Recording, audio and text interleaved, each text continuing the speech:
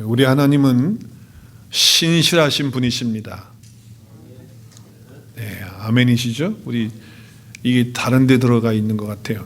여기 지금 한 번 말씀하시고 또 약속하신 것은 반드시 이루시고 지키시는 분이 우리 하나님이십니다. 그래서 성경에 보면 하나님께서 우리에게 앞으로 어떻게 해 주시겠다라고 하는 그런 말씀을 계속적으로 우리에게 해 주시고 있는 것을 보게 됩니다. 그래서 하나님은 우리에게 그렇게 약속을 하시는 거죠. 우리에게 약속을 하시고 그리고 선포하시고, 그렇죠? 우리에게 약속하시고 선포하시고 이루시는 그런 하나님이신 것을 우리는 보는 거죠. 그래서 하나님께서 늘 우리에게 이렇게 하시겠다라고 하는 말씀을 주시고 있는 것입니다. 그래서 영어의 표현을 보면 I will로 이렇게 표현을 합니다. I will do it. 하나님께서 하시겠다고 하시는 표현을 하고 있는 것이죠. 그래서 내가 할 것이다. 뭘 할 것이냐? 뭘 할 것입니까? 하나님께서 내가 구원할 것이다. 내가 위로해 줄 거다. 내가 너에게 힘을 더할 거다. 내가 너를 회복할 거다. 내가 너를 아름답게 할 것이라고 이렇게 말씀하고 계시는 것입니다. 우리 하나님은 참 좋으신 분이에요. 제가 이렇게 말씀을 묵상할 때 하나님께서 늘 은혜를 주시는데, 언젠가 이 이사야서의 말씀을 읽고 또 묵상하고 큐트를 하는데 이 한국말보다는 영어 쪽에 더 큰 은혜를 주시더라고요. 제가 뭐 영어를 잘해서가 아니라 한국말로 이렇게 읽을 때는 표현이 확 오질 않는데 어떤 부분에 있어서는 영어로 읽으면 그 표현이 확 이렇게 들어오는 때가 있어요. 근데 이 이사야서 57장을 묵상하고 큐티하는 때가 있었는데, 큐티하고 묵상하는데 한국말로서는 이게 잘 표현이 확 오질 않았는데 확 오는 표현이 있었어요. 그게 뭐냐면 I will이라고 하는 거예요. I will. 나는 뭐 할 것이다라고 하는 그건데 한국말로는 그냥 이렇게 하겠다라고 하는 표현이었지만 그게 확 들어오질 않는데 영어로 보니까 그게 확 들어오는 거예요. 그래서 제 마음속에 좀 뭐가 좀 무거운 게 있고 답답한 게 있었는데, 그래서 이걸 어떻게 하지? 하고 있었는데 하나님께서 계속 57장에서 I will 하면서 영어로 그렇게 표현이 되는 것을 제가 읽으면서 하나님이 하시겠다고, 내가 하시겠다고 말씀하시네 하면서 저에게 힘을 더하시고 그리고 아멘 하면서 하나님께 감사하는 그런 시간을 가졌거든요. 우리 하나님께서 해 주시는 거예요. 내가 하는 것이 아니고 누가 해 주신다? 하나님이 해 주신다고 하는 말씀이 하시고 있는 것입니다. 어떨 때는 내가 정말 갈 길이 좀 힘들고 어려울 때 있잖아요. 그리고 좀 막막하고 또 좀 실망스럽고 그러할 때가 있어요. 그럴 때 하나님께서는 will do it 하면서 우리에게 다시 일어나서 그 걱정 없이 또 두려움 없이 살아갈 수 있도록 우리를 일으켜 주시는 그런 놀라우신 은혜를 경험하게 되는 것입니다. 오늘 우리가 읽은 이 본문의 말씀은 선지자 이사야를 통해서 하나님께서 말씀을 하시는 거예요. 뭐라고 말씀하시는 거예요? will이라고 하는 말씀을 하시는, 내가 할 것이라 라고 하는 말씀을 하는 거예요. 그런데 어느 상태에 있기 때문에 그렇습니까? 지금 이스라엘 백성들, 유다 백성들은요, 지금 바벨론의 포로로 잡혀가 있어요. 포로로 잡혀가서 있는데 지금 하루 이틀 있는 게 아니고 시간이 많이 지나면서 이제 뭐예요? 그 고통 가운데 더 들어가고 있는 거예요. 그러면 사람이 처음에 포로 잡혀갔을 때는 좀 그냥 얼떨떨 하겠죠. 그러다가 시간이 지나면 지날수록 이제 마음속에 여러 가지 힘든 그런 상황이 되어지죠. 그래서 꿈도 없어지고 희망도 없어지고 그리고 마음도 천천히 무너져가는 그런 상황이 되겠죠. 분명히 그럴 거예요. 그러면서 자기들의 삶을 살면서도 또 실수도 할 수 있고 죄를 질 수도 있고 또 하나님의 백성으로서 자녀로서 마땅히 자기의 정체성, 그 아이덴티티를 분명히 가지고 있어야 되는데 그것마저도 이제 잃어버리는, 내가 누구인지도 잘 모르는, 그래서 바닥으로 주저앉아버리는 그런 상황에 있었다라고 하는 거예요.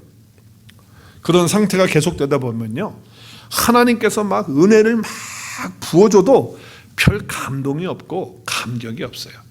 우리가 신앙생활 하다가도 보면요, 그냥 구태연하게 그냥 신앙생활하고 처음에 예수님 만나가지고 막 뜨겁게 신앙생활할 때가 있었잖아요. 그런데 그것이 계속되면 얼마나 좋겠어요. 그런데 보면 이제 뭐 교회 생활 10년, 20년, 30년 이렇게 하다 보면 덤덤해져 가지고 목사님이 뭐 그냥 기가 막힌 은혜로운 말씀으로 갖다가 줘도 옛날에는 뭐 목사님이 설교를 죽었어도 은혜가 되고 아멘 할렐루야 했는데 이제는 뭐예요? 막 은혜로운 말씀을 해줘도 그냥 덤덤하고 여기서 아멘을 해야 되는 거야 안 해야 되는 거야 이렇게 생각을 하면서 하는 거예요. 그러니까 심령이 무뎌진다는 거예요. 삶에 기대도 없고 하나님의 신뢰하는 그런 믿음도 좀 떨어지고 말이죠. 그리고 말씀에 대한 사모함도 그렇고 기도하는 것도 그렇고 예배하는 것도 그렇고 이런 상태가 되어진다는 거죠. 근데 마치 지금 유다 백성들이 그와 같은 마음이라는 거예요. 노예 생활을 또 포로 생활을 이렇게 오래 하면 할수록 더 힘들어지는 그런 상태였다라고 하는 거죠. 이럴 때 하나님께서 이사야를 불러서 이사야에게 당신의 백성들을 다시 일으켜 세우시기 위해서 주시는 말씀이 오늘 말씀인 거예요. 이사야에서 사실 40장부터는 계속해서 하나님께서 이사야를 통해서 하나님이 하시겠다고 하시는, 내가 하시겠다고 하시는 그런 말씀을 계속 하시고 있거든요. 근데 오늘 57장에 와서는 더 구체적으로 실제적으로 하나님께서 하시겠다고 하시는 말씀을 주는 거예요. 내가 하겠다. 하나님이 하시겠다고 하시는 그런 말씀을 주시고 있다라고 하는 것이죠. 여러분, 하나님이 하시겠다라고 하는 게 그게 무슨 뜻이에요? will이라고 하는 게 뭐예요? 내가 할 것이다라고 하는 것은요, 하나님이 하시는 맹세고요, 하나님이 하시는 약속이고요, 하나님이 하시는 선포인 거예요. 성경에 나오는 모든 복음의 말씀은 다 선포입니다. 선포. 상황이 어떠하든지 간에, 우리가 어떤 상태에 있든지 간에, 또 우리가 뭐 어떤 일을 했든지 안 했든지 상관없이 하나님은 스스로 이렇게 선포하시고 약속하시고 맹세하시는 거예요. 뭐라고 선포하시고 맹세하시냐면, 그래도 나는 너를 구원하겠다. 그래도 나는 너를 사랑하겠다라고 하는 그런 선포인 것인 줄로 믿으시기를 바랍니다. 여러분, 하나님은 우리가 어떤 상태에 있든지 어떤 자리에 있든지 관계없이 하나님은 어떻게 하신다? 우리를 구원하시겠다. 내가 하겠다. 뭘 하느냐? 구원하겠다, 회복하겠다, 다시 일으키겠다라고 하는 말씀이 바로 복음의 선포인 거예요. 여러분, 유명한 시편 23편의 말씀이 있어요. 다윗의 시편이죠. 처음에 시작이 어떻게 되죠? 여호와는 나의 목자시니, 이렇게 시작하는 유명한 다윗의 시편이 있어요. 근데 여러분, 다윗의 시편의 그 3절 말씀, 23편의 3절 말씀에 보면 이런 말씀이 나와요. 자기 이름을 위하여 의의 길로 인도하시는도다. 제가 이 성경을 이제 처음 읽기 시작할 때 이런 마음이 들었어요. 이 구절을 읽으면서 어떤 마음을 가졌냐면, 하나님은 너무 자기중심적이시다. 나는 나만 중심적. 하나님은 그래도 나를 사랑하시고 그러시는 분이신 줄 알았더니 하나님은 자기 이름을 위해서 뭐든지 하는구나. 하나님은 다 자기 중심이 다 하나님 중심이구나. 그럼 난 뭐야? 이런 생각이 들더라니까요. 여러분은 그런 거 안 들었습니까? 나는 너무 이렇게 마음이 잘못 삐뚤어져 있나? 성경을 볼 때 그렇게 처음에 읽을 때, 내가 처음 예수님 믿고 그전에는 성경 안 읽었었거든요. 근데 성경을 읽으면서 자기 이름을 위하여 의의 길로 인도하신다라고 할 때, 하나님은 자기 이름만을 위해서 살고 나는 뭐야 그러면? 나는 뭐 하시겠다는, 뭘 해주시겠다는 거야? 이렇게 얘기가 됐어요. 그런데 사실은요, 여기에 자기 이름을 위하라고 하는 것은 조금 전에 말씀드린 것처럼 하나님의 맹세예요. 하나님의 약속이고 하나님의 선포인 거예요. 조금 더 쉽게 구체적으로 얘기를 하면 이런 말씀이에요. 자기 이름을 걸고, 여기 지금 자기 이름을 위하여는 for his name's sake이라고 하는 것은 자기의 이름을 걸고, 이름이라는 게 뭐예요? 존재예요, 존재. 자기의 존재를 걸고 약속하시는 거예요. 그러니까 어떤 상황이 됐던, 어떤 이야기가 됐던, 어떤 것이든지 간에 하나님은 어떻게 하시겠다는 거예요? 우리를 의로운 길로 인도하시겠다라고 하는 거예요. 그 약속을 지고 있는 거예요. 의의 길이 뭡니까? 우리를 구원의 길로, 생명의 길로 인도해 주시겠다고 어떻게 하셨다고? 하나님이 자기의 이름을 걸고, 자기의 목숨을 걸고, 목숨은 우리밖에 없죠. 하나님의 목숨을, 자기의 존재를 걸고 우리를 의의 길로 인도하시겠다고 하는 맹세이면서 선포이면서 약속인 것이 바로 그 말씀인 거예요. 여러분, 우리가 자격이 없어도, 우리가 공로가 없어도, 우리에게는 어떤 가능성이 없어도 하나님은 우리를 반드시 의로운 길로 인도해 주시는 분이신 줄로 믿으시기를 바랍니다. 그래서 저와 여러분이 구원 얻은 거예요. 그래서 저와 여러분이 생명 얻게 된 거예요. 하나님께서 그렇게 해주셨기 때문에 가능한 거예요. 내가 뭘 했기 때문에 아니라는 거예요. 오늘 이와 같은 표현을 오늘 이사야 57장에서 계속 표현하고 있는 거예요. 매 구절마다 어떻게 표현하고 있냐? I will로 표현하고 있어요. I will. 내가 하겠다. 너가 하는 게 아니다. 내가 하겠다. 하나님이 하겠다고 계속 말씀을 주시는 거예요. 자, 한번 보겠어요. 우리 14절 말씀 보면, 그가 말하기를 도두고 길을 숙축하여 내 백성의 길에서 거치는 것을 제하여 버리라 하리라. 근데 거기 보면, 영어에 보면 어떻게 되어 있죠? And it will be said예요. 그러니까 하나님께서 누구에게 말해준 거예요? 그에게는 말해준 게 뭐예요? 하나님께서 이사야에게 말해준 거예요. 뭐라고 말해준 거예요? 도두고 길을 다 닦아가지고 장애물을 제거하고, 그래서 하나님의 백성들이 다시 돌아올 수 있도록 그렇게 제하겠다라고 하는 것을 하나님께서 하시겠다고 하는 걸 말씀을 하셨다고 하는 거거든요. 조금 쉬운 말로 우리 성경을 좀 보면, 한국말 성경을 보면 여호와께서 말씀하신다. 현대의 성경이죠. 장애물들을 제거하고 도로를 닦아서, 그 다음에 어떻게 해요? 내 백성들이 돌아갈 길을 준비하겠다는 거예요. 자, 준비하라고 얘기했지만 유다 백성들이 준비할 수 있는 힘과 여력이 없어요. 결국 하나님이 하시겠다는 것을 말씀하시는 것인데, 자, 어디에서 돌아오는 겁니까? 지금 유다 백성들이 지금 어디에 있어요? 영어 성경을 보면 딱 나와 있죠. 포로예요. 그렇죠? 포로로 잡혀 있어요. 지금 바벨론 포로로 있는데, 하나님께서 약속하신 그 약속의 땅으로 다시 돌아오게 하려면 어떻게 해야 된다는 거예요? 하나님이 다 도로를 닦고 장애물들을 제거하고 그렇게 해야지 어떻게 포로에서 다시 이스라엘 땅으로, 약속의 땅 가나안 땅으로 다시 올 수 있다라고 하는 거예요. 그런데 유다 백성들이 할 수가 없으니까 하나님께서 그렇게 다 제거하시고 다 그런 obstacles를 다 해결하셔서 하나님 앞으로 올 수 있도록 그렇게 하시겠다고 하는 말씀을 지금 주고 있다라고 하는 것이죠. 자, 그러니까 하나님이 이렇게 말씀하신데도 불구하고 다시 돌아오지 못하게 하는 그런 장애물들이 있다는 거예요. 근데 우리 그 장애물들을 가만히 보면은 어떤 환경적이고 상황적인 장애물들보다도 더 큰 장애물은 바로 마음의 장애물이에요. 내 속에, 내 내면에 있는 그것이 더 큰 거예요. 내 속에 있는 장애물이 더 크단 말이에요. 어떤 환경이나 상황보다는. 그래서 우리는 환경적인 것을 자꾸 생각하죠. 이것을 치워주고 이것을 해결해주면 될 것 같다. 근데 그거 해결한다고 해서 내 마음에 있는 장애물이 해결되지 않으면, 제거되지 않으면 안 되는 거예요. 지금 이스라엘 백성들이 포로에서 다시 돌아오게 되려면 하나님이 장애물들을 다 없애고 길을 닦는다고 하는 것은 그 마음에 있는 장애물들을 하나님께서 제거해 주시고 하나님께서 하시겠다고 하는 말씀을 주시고 있는 거거든요. 그래서 하나님은 I will, 내가 할 것이다 라고 이렇게 선포하고 계시는 거예요. 자, 그러면 이 I will이라고 하는 이거의 핵심 내용이 뭐예요? 무엇을 해주시겠다는 거냐? 뭘? 하나님이 해주시겠다는 게 뭘 해주시겠다는 거냐? 오늘 말씀에 보면 고쳐주시겠다는 거예요.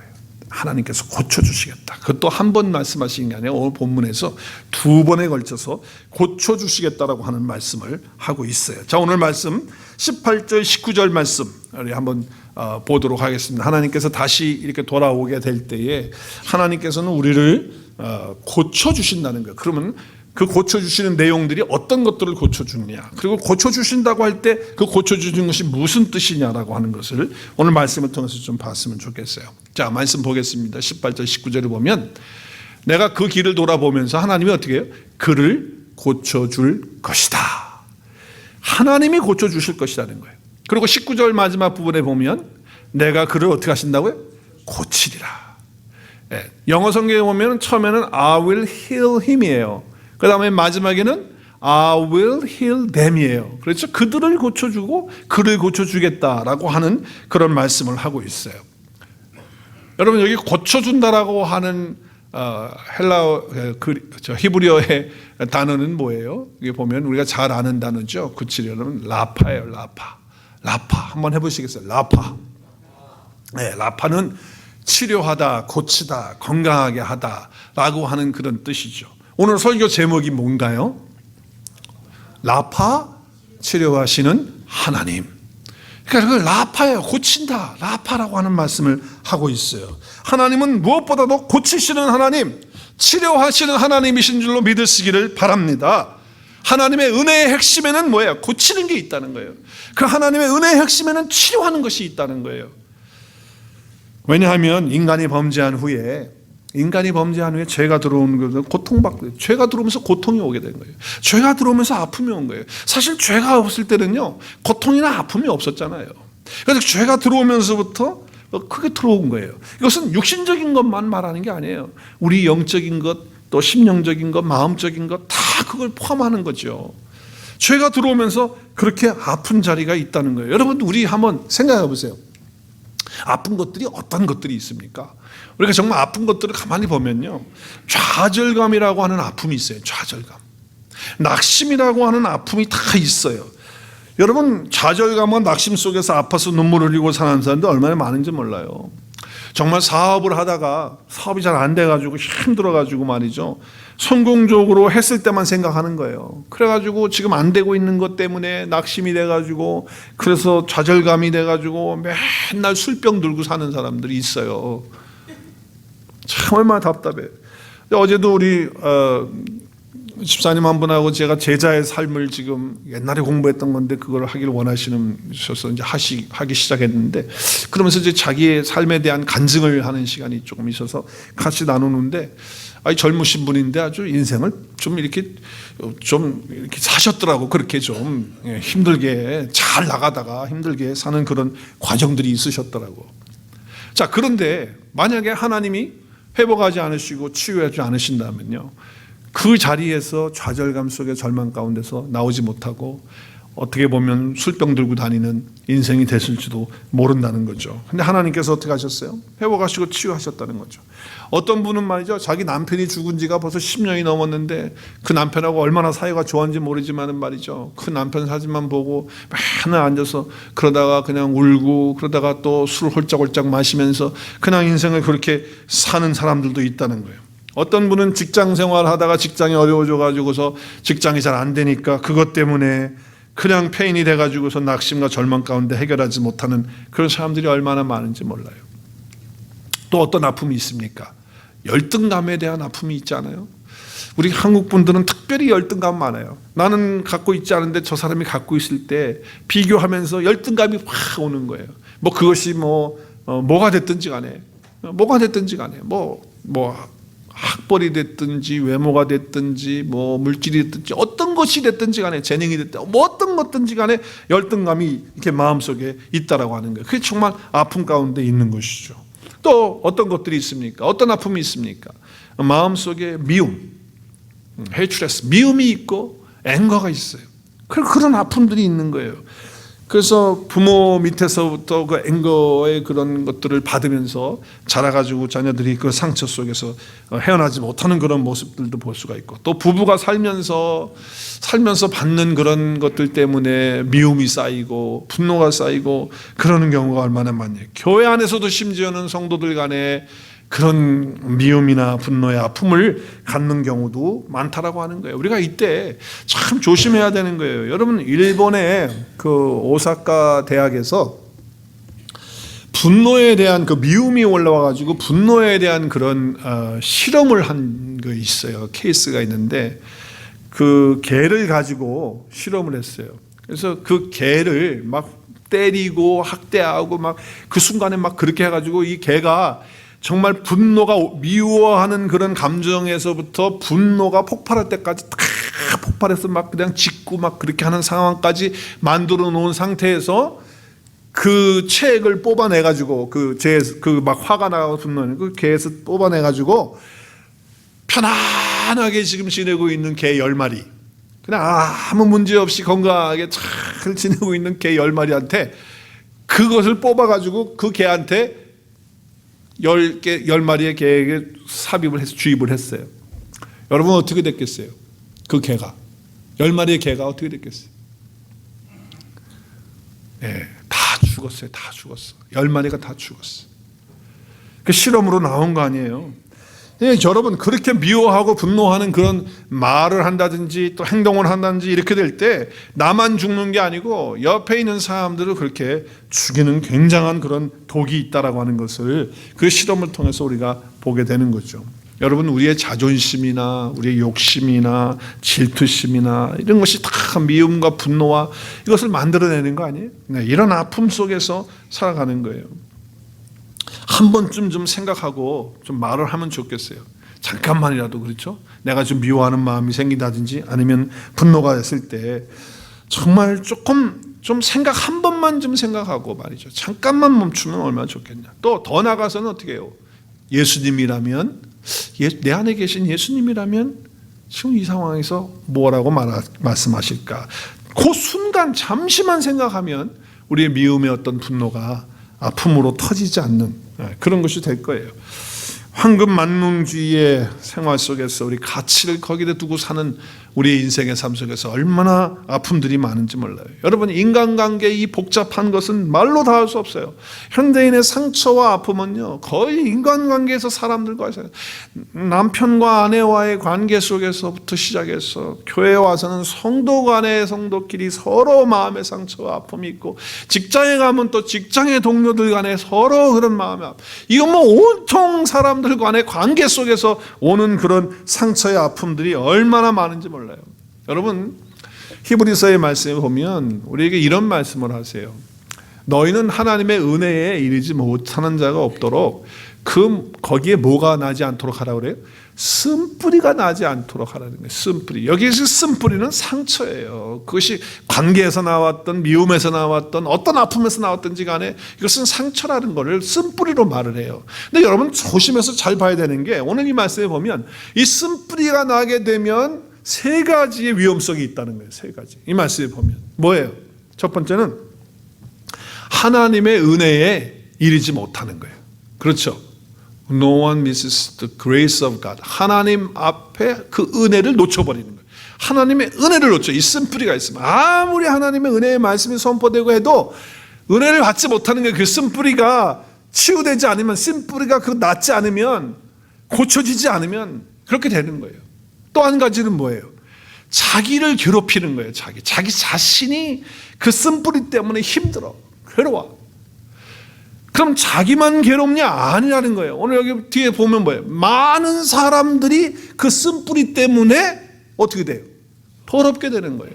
그러니까 결국은 내가 치료되지 않으면 하나님의 은혜도 부어진다고 해도 내가 받지 못하고, 또 내가 힘드니까 다른 사람, 옆에 있는 사람들을 더럽히게 되고 그 사람들도 하나님 앞에 나가지 못하게 하는 그러한 일들을 만들어내는 거예요. 그러니까 고쳐져야 돼요. 치유가 돼야 된다는 거예요. 치유가 되지 않으면 안 돼요. 쓴뿌리를 제거하기 위해서는 할 수 있는 건 용서거든요. 용서가 안 되기 때문에 그러는 거거든요. 근데 그 용서라고 하는 걸 한번 생각해 보세요. 여러분, 용서를 한번 절 따라 해보세요. 용서하겠습니다. 이렇게 한번 해보세요. 시작. 자, 그래서 되는 사람 손 들어보세요. 아무도 없는 거 다 알아요. 우리 마음속에 그래, 용서해야지, 그렇게 살면 안 되지, 용서하자, 이렇게 하고 돌아서가지고 그 인간 딱 보는 순간 어휴, 내가 저 인간을 어떻게 용서, 이렇게 되거든. 이게 사실이에요. 이게 사실이에요. 안 되는 거예요. 그러기 때문에 회복이 안 되고 치료가 안 되는 거예요. 고쳐지질 않는 거예요. 여러분, 하나님께서 나를 용서하신 그 용서의 사랑이 100% 내 속에 들어와서 채워지지 않으면, 그러면은요, 결단코 용서의 그 치유의 역사는 우리 삶 속에서 나타나지가 않아요. 여러분, 우리 암송한 말씀이 있어요. 양육반에서 10개의 구절을 암송하는데 그 가운데 사제의 확신 2구절을 외우는데 그 구절 가운데 한 구절이에요. 히브리서 8장 12절. 그렇죠? 양육반 하신 분들, 그렇죠? 시작. 내가 저희의 불의를 긍휼히 여기고 저희 죄를 다시 기억하지 아니하리라. 자, 우리를 긍휼히 여기고, 내가 불의가 있어요. 근데 긍휼히 여겨주셔서 용서해 줬어. 그 용서해 주는 것만 아니고 하나님은 어떻게 하신다고요? 다시 기억하지 않으시는 거예요. 이게 진짜 용서거든요. 하나님 나를 그렇게 용서하셨다는 이 용서받은 확신이 내 속에 들어오면, 이것이 정말 하나님 나를 다시는 내 죄를 다시는 기억, 나를 다시는 죄인이라고 말하지 않는 이 감격과 인내가 정말 내 것이 되어지면 어떻게 될까요? 그리고 회복이 일어나요. 치유가 일어나요. 그러면 다른 사람을 향해서도 그 죄를 다시 기억하거나 그것 때문에 용서하지 못해서 마음의 상처와 쓴뿌리가 자라나는 그런 일이 없게 된다는 거예요. 그러니까 중요한 건 뭐냐? 하나님의 은혜가, 하나님이 나를 용서하신 그 용서하심이, 또 나를 다시는 죄인이라고 부르지 않으시고 다시는 죄를 기억지 아니하시는 그 하나님의 그 용서하심과 그 사랑의 그 은혜가 우리 가운데에 먼저 임해야 된다라고 하는 거예요. 다시는 죄를 기억하지 않으신다. 하나님 다시는 우리를 향해서 너 죄인이야 말하지 않는다는 거거든요. 너 과거에 그런 죄 졌어. 그리고 끄집어내지 않는다는 거예요. 내가 끄집어내는 거지 하나님이 끄집어내지 않는 거예요. 그렇기 때문에 우리가 옆에 있는 사람들도요, 내가 그런 확신을 가지면요, 다른 사람에 대한 그 죄 문제를 용서했다면 다시 꺼내지 않는 거예요. 다시는 문제 삼지 않는 거예요. 다시는 내 입에 올리지 않는 거예요. 그게 진짜 용서지. 이게 치유의 역사가 일어날 때 이런 은혜와 이런 역사가 일어난다는 거예요. 자, 이렇게 좌절감의 아픔, 낙심의 아픔, 열등감의 아픔, 미움의 아픔, 분노의 아픔, 상처의 아픔, 이러한 것들이 쭉 우리 있다는 거예요. 그렇죠? 살아가면서 다 그런 걸 경험하고 있다는 거죠.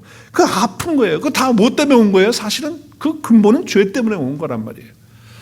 뿐만 아니라 우리 육체 연약함이 있어요. 아픔이 있어요. 여러분, 우리 예수님께서 이 땅에 오셔서 세 가지의 사역을 집중적으로 하셨어요. 시작. 첫째는 말씀을 가르치셨어요. 티칭하셨어요. 말씀을 티칭하셨어요. 두 번째는 복음을 전파하셨어요. 그러니까 쉐어하셨죠. 복음을 선포하셨어요. 가스포를. 세 번째는 고치셨어요. 모든 병을 고치셨단 말이에요. 마음도 고치실 뿐 아니라 육체도 고치셨다는 거예요. 자, 그리고 귀신 들린 사람들의 귀신들을 다 내어 쫓으셨어요. 왜 그러셨을까요? 왜 그러셨을까요? 그 당시에 아픈 사람들이 정말 많았어요. 오늘날도 많지만 그때도 많았어요.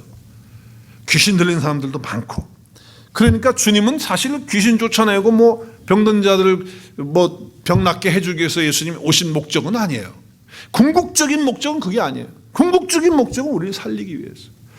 우리 죄를 사하시고 우리에게 영원한 생명 주시고 그 생명 안에서 하나님과 영원토록 살도록 하기 위해서 예수님께서 오신 목적이에요. 그런데 와 보니까 전부 그 죄로 인해서 그 병과 거기에 드는 귀신들과 모든 역사들 가운데 인간들이 그 상처 속에서 아픔 속에서 그 병 속에서 살아가고 있는 거예요. 그러니까 주님께서 복음을 전하시면서 그 모든 그 죄로부터 들어온 그 모든 질병들이나 귀신들이나 이것들을 쫓아내시고 치유하시고 회복하시고 그리고 천국 복음 전하시면서 말씀을 가르치시는 그런 일을 하셨다고 하는 것을 볼 수가 있는 거예요. 그래서 여러분, 예수님께서 첫 번째로 이제 복음을 전하시기 위해서 공생애를 시작하시러 나가실 때에 그 이야기를 이사야가 예언을 해요.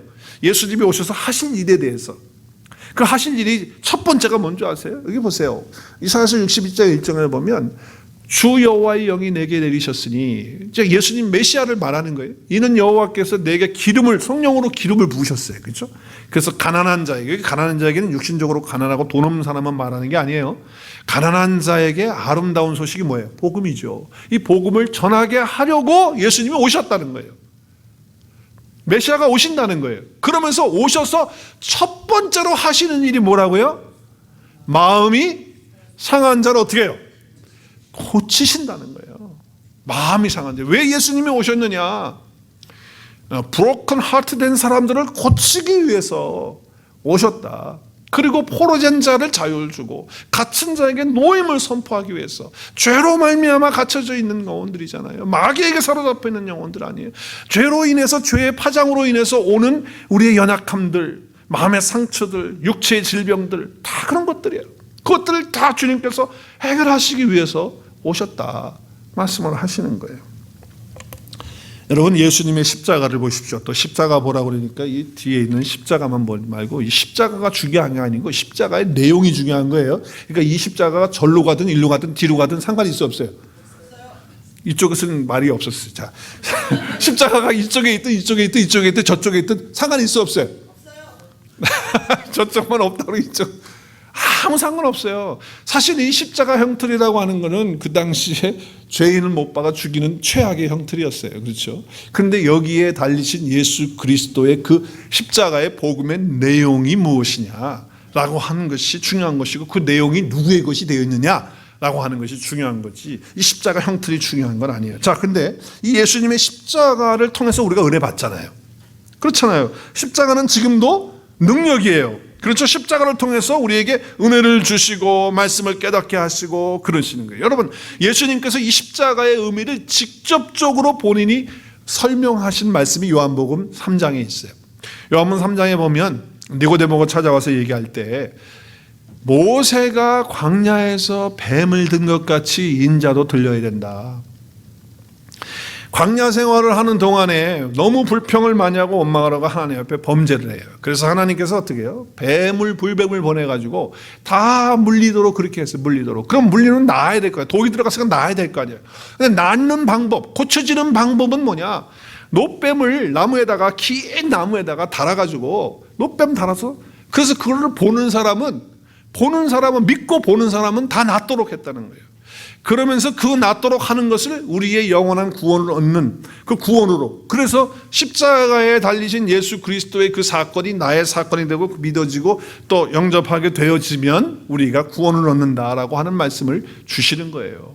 그래서 여기 지금 보면 뱀을 든 것처럼 인자도 들려야 된다라고 하는 거예요. 그러니까 결국은 뭐예요? 이것은 그냥 하나의 무슨 비유가 아니에요. 이것은 실제적으로 일어난 사건인데, 이 사건을 예수님이 자기의 십자가의 사건에다가 갖다가 맞추어서 그것을 예표로서 보여주시면서 말씀하시는 거예요. 그런 십자가는 우리에게 구원을 주고 영원한 생명을 주는 것뿐만 아니라 낫게 하는, 그 모든 독으로부터 낫게 하는 역사를 이루시는 것이다라고 하는 말씀을 주시고 있는 거예요. 그렇다면 지금도 그 십자가의 사건은 똑같이 우리 가운데 일어나는 줄로 저는 믿습니다.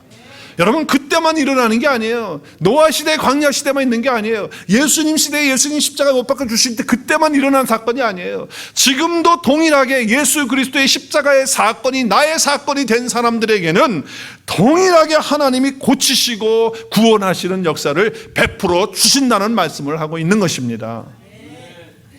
십자가를 쳐다볼 때 그런 은혜가 우리 가운데 임한다는 거예요. 죄사함뿐만 아니라 치유하시는, 고치시는 그런 역사가 일어난다라고 하는 말씀을 주시는 거죠. 여러분, 이사야서의 53장의 말씀은 너무 귀한 말씀이죠. 우리 한번 같이, 우리 1절이 아니고 4절, 5절을 우리 같이 천천히 좀 읽었으면 좋겠어요. 시작. 그는 누구냐면 예수님이에요. 앞으로 오시는 메시아 예수님. 그는 실로 우리의 질고를 지고 우리의 슬픔을 당하였거든. 우리는 생각하기를 예수님이 징벌을 받아서 하나님께 맞고 고난을 당한다 하였노라. 예수님의 찔림은 우리의 허물 때문이요, 예수님이 상함은 우리의 죄악 때문이라. 큰 소리로, 그가 예수님이 징계를 받음으로 우리는 평화를 누리고 예수님이 채찍에 맞음으로 우리가 나음을 받을 거예요, 받았어요? 받았도다예요, 받았도다.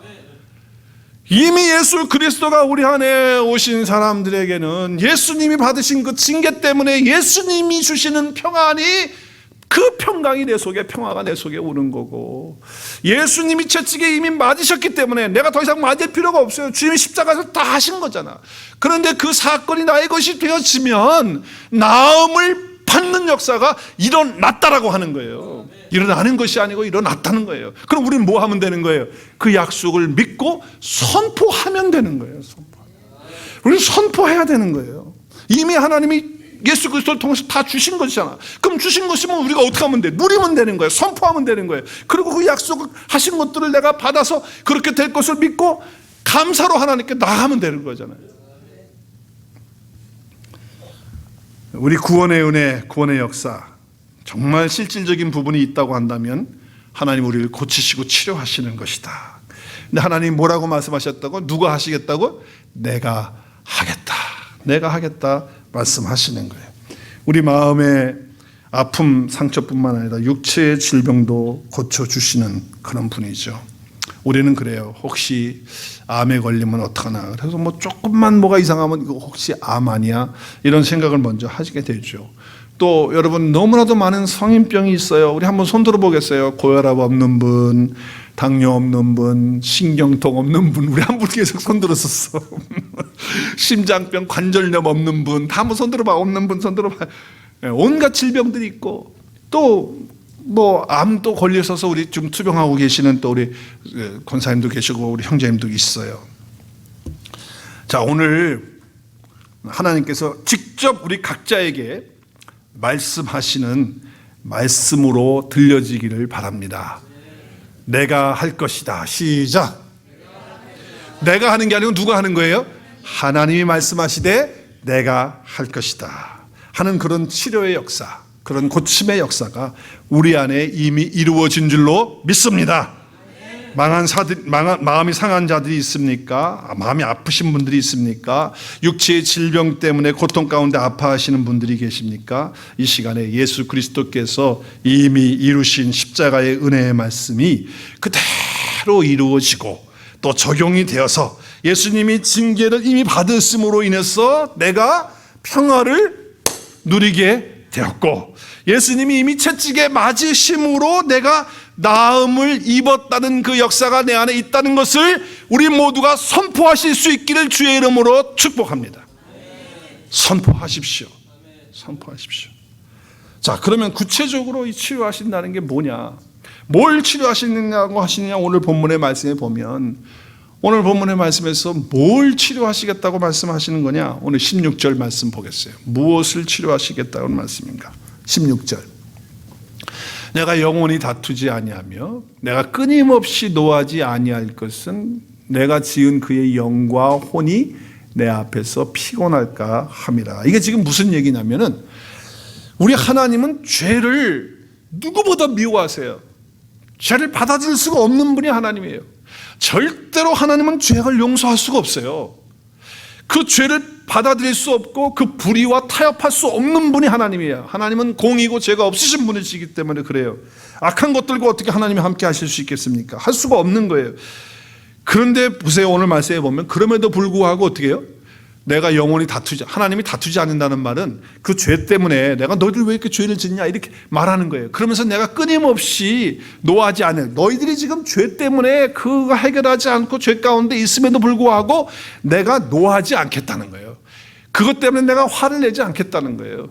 그러면서 내가 지은 그 영혼, 그러니까 그 하나님이 만들어 놓은 저와 여러분의 그 영혼이 너무 귀하기 때문에 하나님이 노해버리시면 다 멸망받아야 되니까 그것이 피곤하지 않다라고 하는 건 뭐예요? 그것은 다칠까봐, 그 영혼이 잘못될까봐.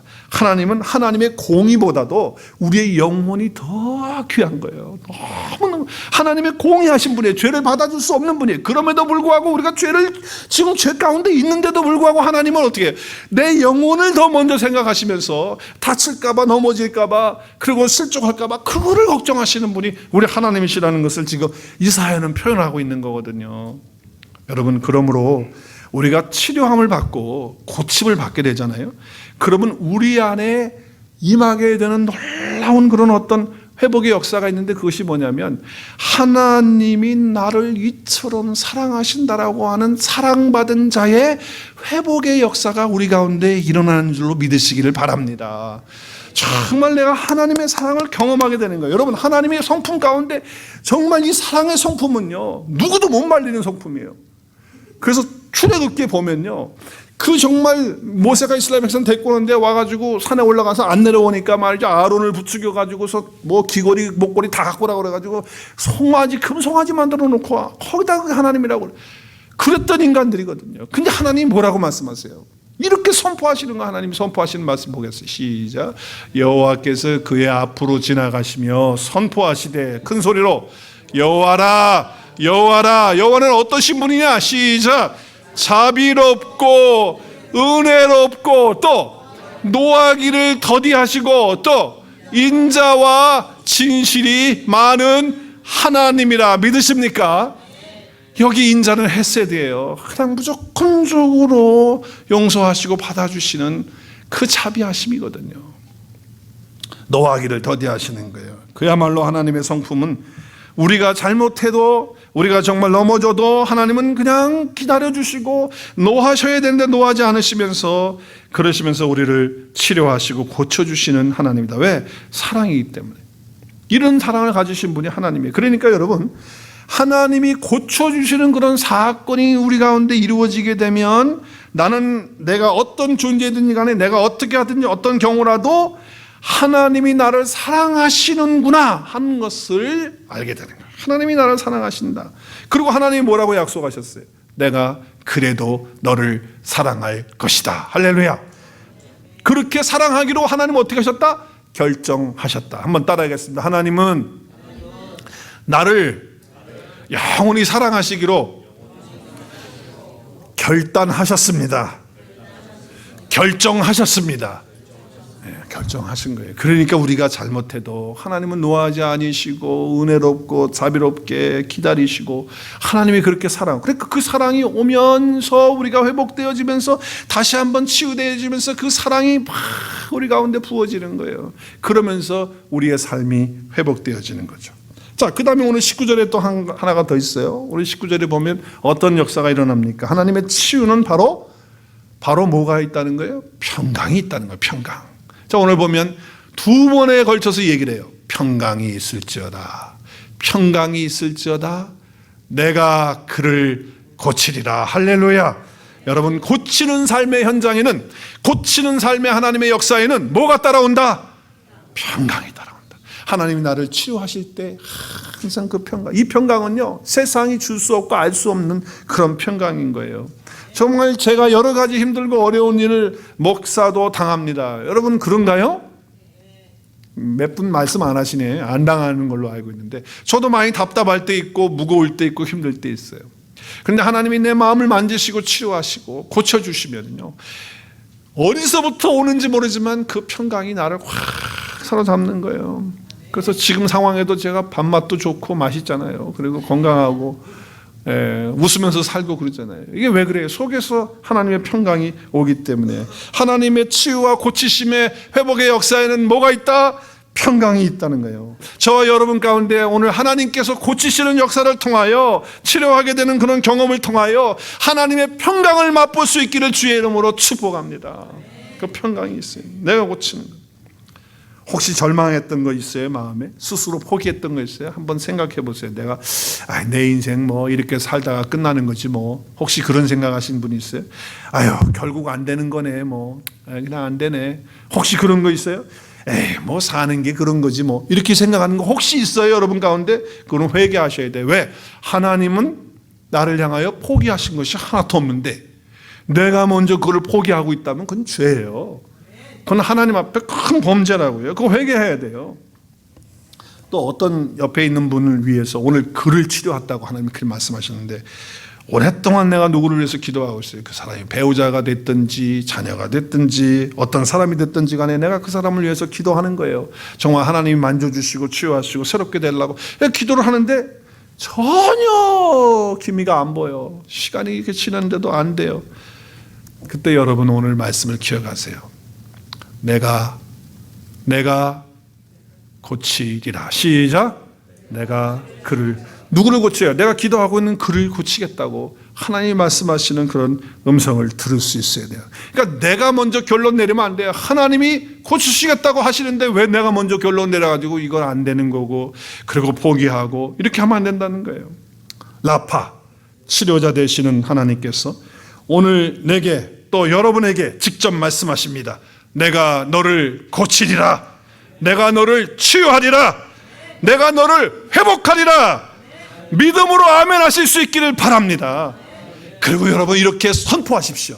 그리고 하나님이 하실 것에 대한 그 믿음으로 날마다 승리하시면서 주의 평강을 누리고, 그리고 주께서 주시는 그런 기쁨뿐만 아니라 주께서 주시는 놀라운 그런 회복의 역사, 그런 평강의 역사, 그리고 하나님께서 행하시는 놀라우신 그런 사랑의 그 풍성함을 날마다 경험하면서 사시는 저와 여러분 될 수 있기를 주의 이름으로 축복합니다.